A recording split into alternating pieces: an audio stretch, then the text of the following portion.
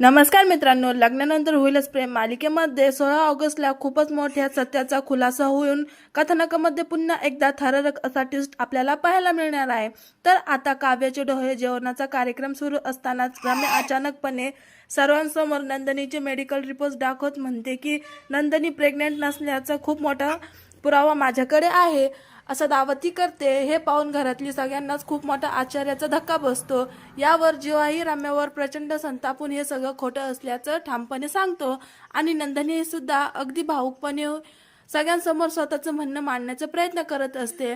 पण रम्या मात्र नंदिनीलाच खोटं ठरवून त्या पुराव्याबद्दल अधिक स्पष्टीकरण देत म्हणते की तुम्ही सगळेजण यावे तरी माझ्या बोलण्यावर विश्वास ठेवा।